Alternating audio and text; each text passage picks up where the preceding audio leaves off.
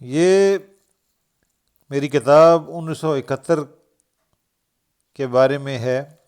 اس کا ایک چھوٹا سا ایک باب ہے، پاکستان کا 23 ڈویژن. پاکستان کا 23 ڈویژن پاکستانی فوج کے بہادر ترین اور دلیر ترین جو کمانڈر تھے پاکستان آرمی کے، جنرل افتخار خان جنجوعہ، اس کی قیادت کر رہے تھے. 23 ڈویژن اس پوزیشن میں تھا کہ انڈیا کے 10 ڈویژن کو شکست دے سکے. یہ پہلے دن یہ پوزیشن تھی. انڈیا کا 191 بریگیڈ جو تھا وہ سب سے آگے لگا ہوا تھا، لیکن یہ جو ایک سنہری ایک موقع تھا پاکستان کے پاس، وہ 23 ڈویژن اس کو صحیح طریقے سے اس پر حاوی نہ ہو سکا، کامیاب نہ ہو سکا. اور اس کی جو وجوہات تھیں وہ پاکستانی اندرونی وجوہات تھیں. ہندوستان کی فوج کا اتنا کمال نہیں تھا.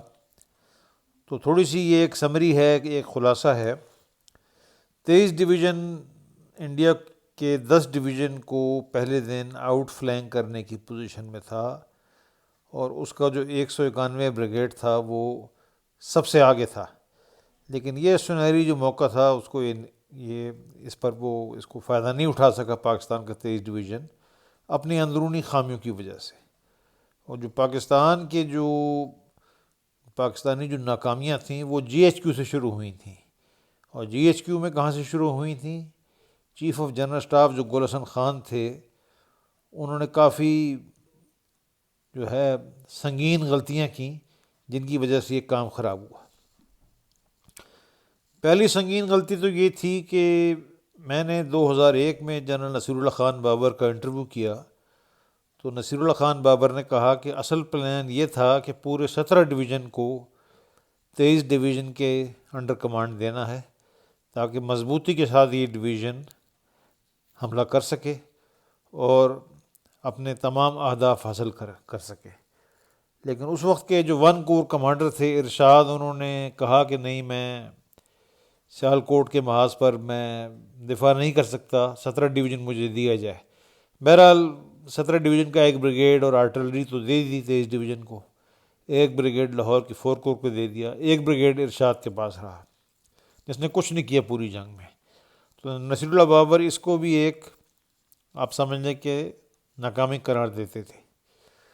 دوسرا ایک بہت بڑا جو گل حسن خان کا فیلئر تھا وہ یہ تھا کہ 1965 کی جنگ میں ہیوی آرٹلری الاٹ کی گئی تھی چھم کے مقام پر جو پاکستانی فوج تھی، تاکہ ہندوستان کی جو فوج ہے اس پہ صحیح ضربہ لگا سکے. اور اس وقت آرٹلری کمانڈر بہت ہی ایک زبردست آدمی تھے، بریگیڈیئر امجد علی خان چودھری. لیکن 1971 میں نہ گل حسن کو سمجھ تھی کہ ہیوی آرٹلری کی کیا اہمیت ہے، دشمن کو کس طریقے سے وہ ضربیں لگا کے اس کو بالکل اس کے اعصاب شل کر سکتی ہے. یہ گل حسن خان صاحب کو سمجھ ہی نہیں تھی. دوسرا انہوں نے 23 ڈویژن میں جو آرٹلری کمانڈر لگائے بریگیڈیئر نصیر اللہ خان بابر، وہ تھے تو بہت دلیر آدمی، بہت بہادر آدمی تھے. انہوں نے 1965 میں ایک ستارہ جرت بھی حاصل کیا، لیکن آرٹلری کے معاملات میں ان کو کچھ نہیں پتہ تھا. آرٹلری کے بارے میں، توپ خانے کے بارے میں کچھ نہیں جانتے تھے تو توپ خانے کے، لیکن صرف انہوں نے 3 سال توپ خانے میں نوکری کی تھی. باقی جہاز وغیرہ اڑاتے رہے، ہیلی کاپٹر وغیرہ، ایویشن کور میں رہے. کچھ ان کو آرٹلری کے بارے میں معلوم نہیں تھا. تو ان موصوف کو یہاں لگا دیا 23 ڈویژن میں، اور آرٹلری کے لحاظ سے 23 ڈویژن کا یہاں سے بیڑا غرق ہوا، جس میں ظاہر ہے کہ گل حسن مورد الزام آتے ہیں کہ آپ نے ایک ایسا شخص 23 ڈویژن کی توپ خانے کو کمانڈ کرنے پر لگا دیا جس کو توپ خانے بارے میں کوئی زیادہ نالج نہیں تھی. تھا تو توپ خانے کا، لیکن زیادہ سروس جہاز اڑانے میں کی تھی. بہادر بھی بہت تھے، لیکن صرف بہادری سے تو کام نہیں بنتا نا. توپ خانہ تو ایک بڑا ٹیکنیکل قسم کا ایک عام ہے. اس میں مطلب یہ تو بہادری سے صرف تو کام نہیں بنتا نا، ورنہ تو ہر آدمی توپ خانے میں جا کے بڑے بڑے کارنامے انجام دے. فائر پلاننگ میں گولسن جو تھے، ایک تو انہوں نے ہیوی آرٹلری الاٹ نہیں کی تھی 23 ڈویژن کو، اور دوسرا ایک ایسا آدمی آرٹلری کمانڈر لگا دیا جو زیادہ جس کی آرٹلری کی سروس ہی نہیں تھی۔ تو بات یہ ہوتی ہے کہ صرف مفروضات نہیں ہوتے، ایسے کوئی ہوائی باتیں نہیں ہوتی۔ تو یہاں میں حوالہ دوں گا پاکستان کی آرٹلری ہسٹری کا، پاکستان کے توپ خانے کی ہسٹری کا، جو 1980 میں چھپی، میجر جنرل شوکت رضا نے وہ لکھی۔ یہ پاکستان کی سرکاری تاریخ تھی توپ خانے کی۔ اس میں شوکت رضا چھم کے بارے میں، آرٹلری کے بارے میں کیا فرماتے ہیں، وہ میں ابھی آپ کے یہ پیش کروں گا۔ اس کو آپ دیکھیں، تھوڑا سا سمجھیں۔ Pakistani artillery was badly handled and ineptly divided and not effective, یعنی پاکستانی جو توپ خانہ تھا اس کا جو استعمال تھا وہ بہت ہی نالائق طریقے سے کیا گیا، اور وہ کوئی زیادہ اثر نہیں کر سکی۔ پاکستانی آرٹلری جو تھی اس کو تقسیم کر دیا گیا، اس کو ایک اکٹھا ضرب لگانے کے لیے استعمال نہیں کیا گیا۔ کرنل سلمان بٹ جو میری ریجمنٹ 11 کیولری سے جن کا تعلق ہے، جن کا ٹینک منڈیالہ میں ہٹ کیا انڈینز نے، وہ کہتے ہیں کہ جو پاکستانی آرٹلری ہے جو کہ منڈیالہ میں حملے کو سپورٹ کر رہی تھی، وہ نہ ہونے کے مطابق تھی۔ اور شوکت رضا جو پاکستانی آرٹلری کے تاریخ دان ہیں، انہوں نے تو اپنی کتاب میں بیان کر دیا۔ شوکت رضا لکھتے ہیں آرٹلری کی تاریخ میں، پاکستانی توپ خانے کی تاریخ میں، سرکاری تاریخ میں، یہ کوئی ذاتی انہوں نے حیثیت سے نہیں لکھا، یہ GHQ نے اس کو تسلیم کیا، تمام ان کو ریکارڈ دیا گیا۔ اس میں یہ کہتے ہیں کہ جو آرٹلری فائر پاور تھی 23 ڈویژن کے پاس، وہ تمام اصولوں کے خلاف استعمال کیا گیا اس کو۔ شوکت رضا کہتے ہیں کہ 23 ڈویژن کے پاس 8 آرٹلری ریجمنٹس تھیں، توپ خانے کی 8 ریجمنٹیں تھیں، لیکن ان کے جو فائر پاور تھی، ان کی جو جنگ میں یونٹوں کو سپورٹ کرنے کی جو ان میں صلاحیت تھی، اس کو تقسیم کر دیا گیا تھا۔ اس لیے ان کے سامنے جو دشمن کے ہتھیار تھے ان کو یہ سپریس نہیں کر سکے، ان کو مطلب یہ کہ ان کو فیل نہیں کر سکے یہ، کیونکہ اتنی انہوں نے نصیر اللہ بابر صاحب نے یہ جو 8 یونٹیں تھیں ان کو تقسیم کر دیا تھا، اور ان کا کوئی اثر نہیں ہوا، بے اثر تھیں وہ بالکل۔ حتیٰ کہ شوکت رضا یہ کہتے ہیں کہ انڈیا کی جو آگے کی جو فوج تھی، سیکیورٹی فورس تھی، وہ صرف کورنگ ٹروپس تھے، ان کا صرف مقصد پاکستان کی فوج کو ڈیلے کرنا تھا، اور انہوں نے پاکستانی آرٹلری کو 30,000 گز پر اپنا فائر تقسیم کرنے پر مجبور کر دیا۔ مجبور کیا ہوئے؟ اپنی حماقت تھی، فائر پلان نہیں بنا سکے، کیونکہ آرٹلری میں 3 سال رہے تھے، باقی جہاز اڑاتے رہے تھے۔ تو دوسری اب بات یہ ہے کہ گولسن خان آرٹلری کے خاصے خلاف تھے، اور ان کے جو آرٹلری کے بارے میں خیالات تھے وہ خاصے محدود تھے۔ اس سے پہلے گولسن نے بریگیڈیئر احسان الحق ملک کو ان کے ساتھ کافی زیادتی کی تھی، جو ایک بڑے قابل آرٹلری کے افسر تھے، اور توپ خانے کے خلاف وہ ایک آپ سمجھ لیں کہ تعصب تھا ان کے اندر، اور نہ ان کو سمجھ تھی اتنی توپ خانے کی، کیونکہ جنگ میں تو دوسری جنگ عظیم میں تو زیادہ ADC رہے تھے، تو ایسی کوئی ان کی فیلڈ کی نالج نہیں تھی، اور کپتان تھے۔ تو پاکستان بننے کے بعد ظاہر ہے پروموشن بہت تیز ہوئے، تو یہ بھی موصوف جنرل بن گئے۔ اب انہوں نے 23 ڈویژن کو کوئی ہیوی آرٹلری الاٹ نہیں کی۔ جو ہیوی آرٹلری ہے وہ سب سے اہم چیز ہوتی ہے اٹیک میں اور دشمن کے ہتھیاروں کو ختم کرنے کے لیے، تو ان کو سمجھ ہی نہیں تھی، اتنی نالج ہی نہیں تھی۔ اور جو نصیر اللہ خان بابر تھے، وہ تھے تو بہت دلیر آدمی، لیکن ساری سروس ان کی ایویشن کی تھی، تو یہ ایک آرٹلری کمانڈر کے لیے ایک بہت خراب چوائس تھی۔ جو سب سے آگے یونٹ جو حملہ کر رہی تھی، وہ بھی اس کو بھی اتنا تجربہ نہیں تھا کہ آگے کیا ہونا ہے۔ سن 1965 میں تو چھم میں AMX 13 ٹینک تھے انڈیا کے پاس، جو کمزور ٹینک تھے۔ اب انڈیا کے پاس T-54 اور T-55 ٹینک تھے۔ تو ہوا یہ کہ جناب جو پہلی والی یونٹ تھی سب سے حملہ کرنے والی، ان کا ایک جو اسکواڈرن تھا وہ تو ایک نالے میں گھس گیا اور کھو گیا، وہ سارا دن غائب ہو گیا۔ سب سے آگے والا جو حملہ کرنے والا اسکواڈرن تھا، اس کے بھی 2 جو ٹینک ٹروپ تھے وہ تو جو فارمنگ آف پلیس تھی جہاں سے حملہ کرنا تھا، شروع کرنا تھا، وہ وہیں سے نہیں نکلے، 2 ٹینک ٹروپوں کے ساتھ حملہ کیا۔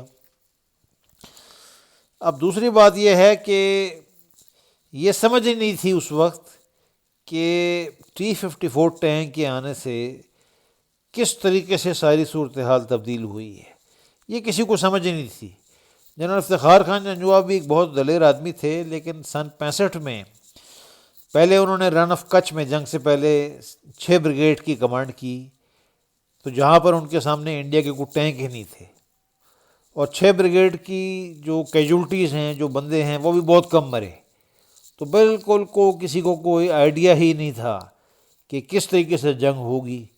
پھر جب گرینڈ سلیم میں جنرل افتخار خان جنجوعہ آئے بریگیڈ کمانڈر کے طور پر، تو وہاں بھی وہ جنگ کے آخری مرحلے میں 6 بریگیڈ داخل ہوا، اور 2 ان کے پاس یونٹیں تھیں، 6 پنجاب اور 15 پنجاب، تو وہاں بھی ان دونوں یونٹوں کی برائے نام کیجولٹیز ہوئیں، کوئی خاص زیادہ جنگ نہیں ہوئی، نہ ان کے سامنے ایسے کوئی انڈین ٹینک تھے۔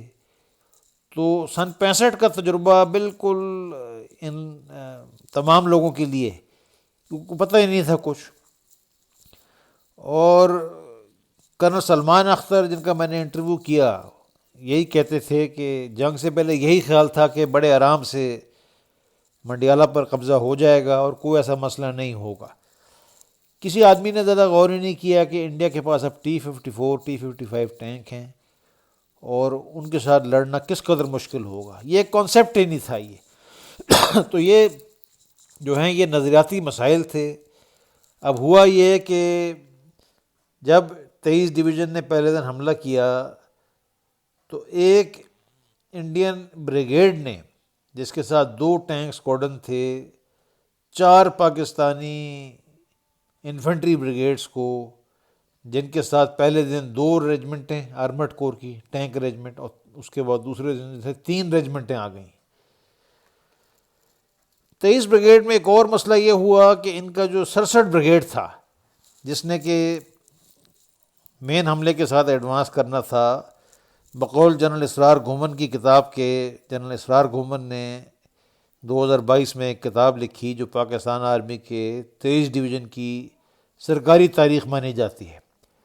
اس میں جنرل اسرار گھومن یہ لکھتے ہیں کہ 67 بریگیڈ نے، جس نے مین اٹیک کو پھگلا کی سائڈ سے سپورٹ کرنا تھا، انہوں نے ایک فرضی رپورٹیں دیں کہ بہت آگے جنگ ہو رہی ہے، بڑا یہاں ہمارے آگے ہم پہ اٹیک ہو رہے ہیں، جو بالکل فرضی رپورٹیں تھی۔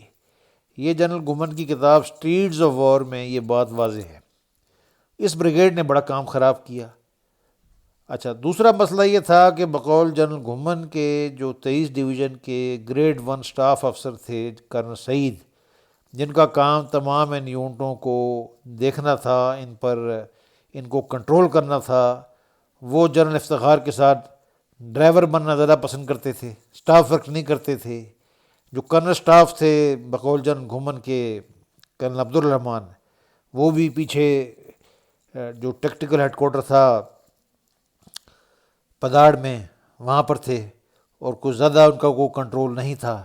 تو 67 بریگیڈ جو تھا بالکل اس کو فراموش کر دیا گیا۔ یہ سٹاف افسر کا فیلئر تھا 23 ڈویژن کے، بنیادی طور پہ کرنل سعید کا اور کرنل عبدالرحمان کا۔ تو یہ ایک اندرونی مسئلہ تھا پاکستانی، اس کا کوئی انڈیا کی فوج سے تعلق نہیں تھا۔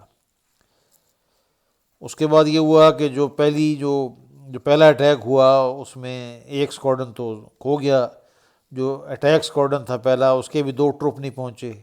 67 بریگیڈ نے بہت ہی ایک سمجھ لیں کہ بہت ہی بزدلانہ طریقے سے رپورٹیں دیں، اور بقول جنرل گھومن کے اس نے جو رپورٹیں دیں وہ بالکل غلط تھیں، اس کے آگے کوئی خاص دشمن نہیں تھا، ایک کمپنی تھی صرف انفنٹری کی، تو یہ ساری رپورٹیں غلط دیں۔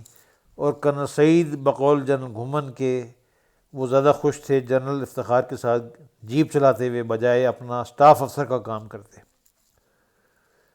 23 ڈویژن کی خوش قسمتی تھی کہ انڈیا کا 10 ڈویژن کمانڈر ایک بہت ہی نااہل آدمی تھا، اور اس پر پھر بعد میں ہم بات کریں گے، اور کس طریقے سے 23 ڈویژن کامیاب ہوا، 6 دسمبر کو کیا ہوا اس پر ہم بعد میں بات کریں گے، لیکن مختصر ابھی ہم 23 ڈویژن کی بات کر رہے ہیں۔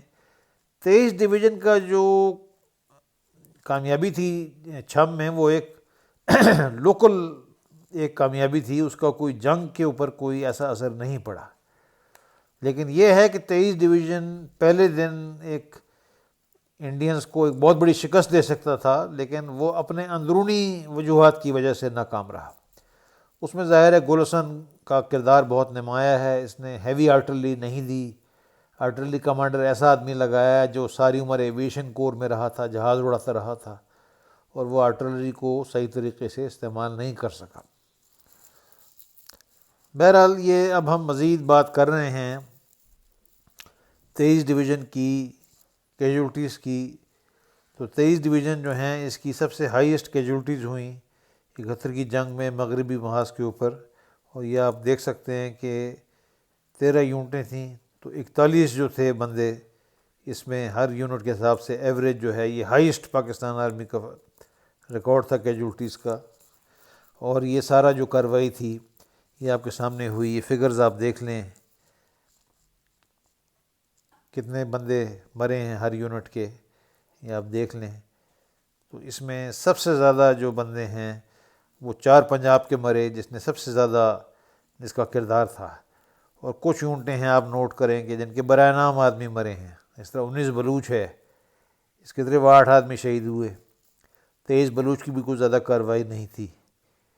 اور اس میں دلچسپ بات یہ ہے کہ تمام انفینٹری یونٹیں ماں سوائے 4 پنجاب کے، ان کے حملے مکمل ناکام رہے، اور صرف 6 دسمبر کو کیونکہ جو ٹینک تھے انہوں نے ایک کامیابی حاصل کی تھی چک پنڈت پہ، جس کی وجہ سے انڈینز وڈرا کر گئے، ورنہ تمام حملے بھی تمام انفینٹری یونٹوں کے ماں سوائے ایک 4 پنجاب کے جنہوں نے منڈیالہ کے اوپر اٹیک کیا تھا، وہ مکمل طور پہ ناکام رہے۔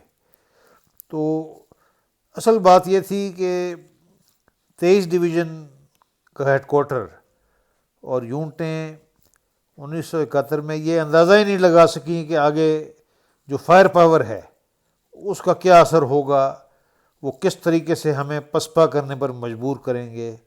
یہ بیسیکلی ایک نظریاتی ایک شکست تھی۔